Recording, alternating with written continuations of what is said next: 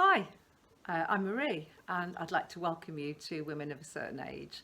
Thanks for joining me. It's an absolutely glorious evening here in Staffordshire, England, and we've been so lucky with our weather this year. It's a real peak holiday month, August, all over the world, I think, but especially here. School holidays, people jetting off all over the place. But then, those of us that are staying at home, there's lots of pubs and restaurants to go and visit, people having barbecues, parties, all that sort of thing.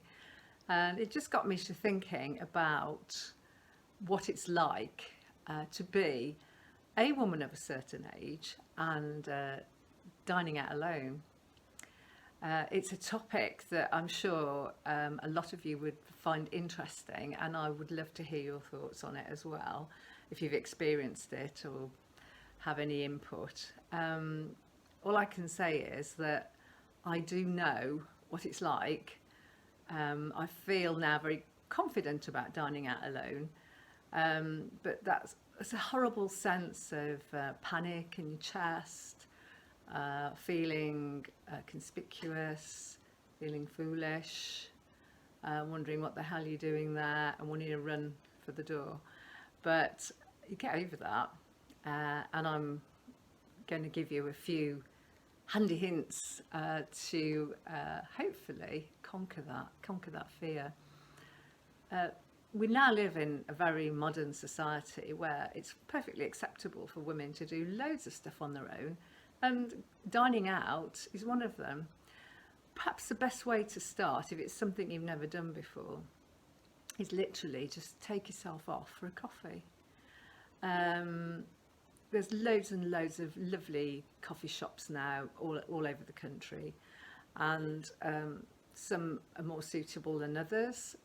So have a look round in your neighbourhood and see what's available. Then maybe graduate onto a breakfast alone, or a lunch before you tackle the biggie, which is dinner.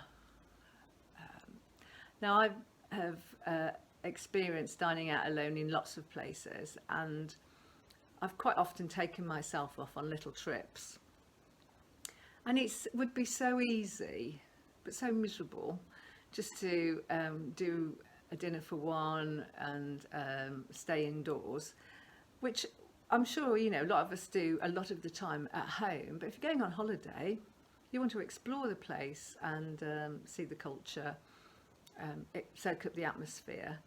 And a few years ago, I went to Canterbury on my own. I rented a little cottage by the river just for a few days. I just needed to escape and have some time, and I absolutely loved it. Canterbury's amazing. I felt like I was on a film set. You're sort of staying in this tiny little cottage by the river, and it was really quiet. And I walked up a cobbled street, and it just burst into life.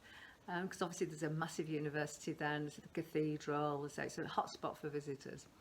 So I thought, now I'm really going to master this, and I'm going to take myself out for a couple of evening meals. And I did. So a few tips that I've got for you, as I say, start off with a coffee, breakfast, lunch, and then graduate onto dinner. And before you take that big step, have a look round, see where you'd quite like to dine, have a look at the menus. And everything's online these days, so you could always, if you don't feel like actually walking in and booking a table, which I'd recommend you do, book a table rather than walk in cold. You could do it online, anonymous, aren't you then? Turn up and you've got your table reserved in the name of. I would avoid peak times, say on a Saturday night, because it can be just too busy, and when waiters are rushed off their feet, it's easy to feel that they're ignoring you because you're a solo diner, when really they're probably just busy. So maybe book a table around 6:30ish, 7 o'clock, something like that. It will, you'll be there for at least an hour and a half. And so then you've got time to get back, enjoy the rest of your evening, doing whatever it is you like doing best. One of the things that I've always done as well is take some props always useful to have props with you wherever you are. And certainly dining out alone, obviously you haven't got anybody to talk to. So I always take a book. I find a newspaper is fine for breakfast, lunch, coffee. They take up quite a bit of room, a newspaper does. So in the evening, I usually take my Kindle or a physical book. I take a notebook, and also take something like a scarf. I'll explain why in a minute. But certainly then, you're not sitting there staring into space, fiddling with your hands, over staring at the menu, deciding what to have. If you have already sussed out your restaurant, booked a table, it would have been a good idea as well to look at the menu, to decide a few options so you don't feel overwhelmed when you're actually there. And you can always discuss those options with your waiter to make sure that you're choosing the right thing and not feel pushed or panicked into ordering. So that's just a useful tip. To take a scarf is quite useful because at some point you might need to nip to the loo. If you leave your scarf or your book even on your chair or on your place setting, then it's a signal to your waiting staff that you haven't left, that you've just popped to the loo and you haven't done a runner, and no, they can't take what's left of your glass of wine away and clear it down ready for the next diner. So that's just something that I found that's quite useful. I think people watching is always quite a good hobby as well. And once you've settled in and stop worrying, that's the thing, stop worrying. People are so self-absorbed, they really aren't interested in you. They might just have a quick glance your way. But so do you, we all do it. We just glance around at other diners and maybe admire somebody else's outfit or piece of jewellery or not, or notice a loving couple up the corner or a birthday party. But it's quite nice to actually do some people watching and see other people enjoying themselves too. And just settle back and enjoy the experience. You're not just there for food. That's always my feeling. You can eat anywhere. Yes, you could have eaten at home or wherever you're staying if you're away on holiday. So you've gone out for a reason. You've gone out for a bit of culture, some vibrancy, just to be with other people. We do spend a lot of our time alone, so it's really nice to enjoy the moment and have some fun. Having a notebook, if you feel the need to look like you're doing something, you could just make notes on your food, maybe take some photographs on your phone, or if you've got a camera, use that. You never know, you might start a food blog or a travel blog, a dining out alone blog. Or again, it might help to relax you because you might just feel it's giving you something to do. I really don't know, but it's just an idea anyway.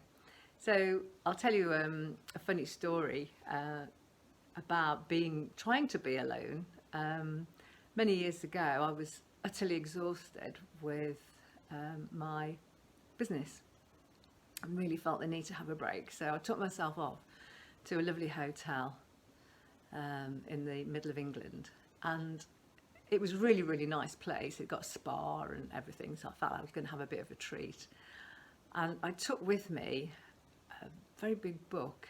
It was Memoirs of a Geisha, and I got really hooked into this book because it was riveting stuff.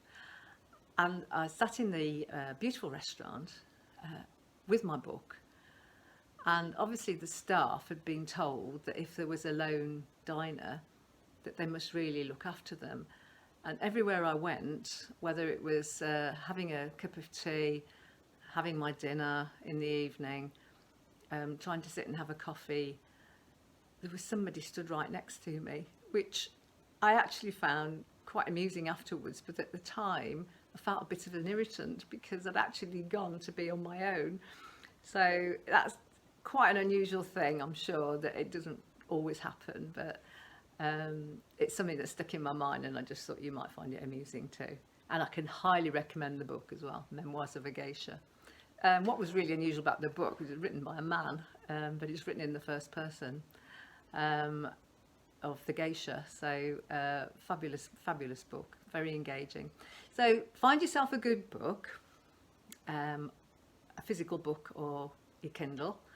Have a look around at where you could feel a bit comfortable going to have something to eat.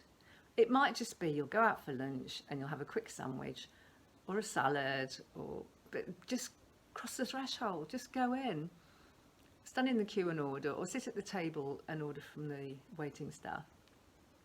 Get used to the feel of eating out alone, and it will soon become quite a normal thing to do. I really hope it does, because it's something I've done a lot and I get a huge amount of pleasure out of it, and it's also a massive confidence booster. And the other thing as well, of course, is it gives you the opportunity to dress so that you're noticed and you're not feeling invisible, as we have discussed in the past. So I hope this helps. I'd love to hear how you feel about this, and if you have actually been and dined out alone in any shape or form, and how you felt, and give any tips for the rest of us. So I'll talk to you soon. You take care.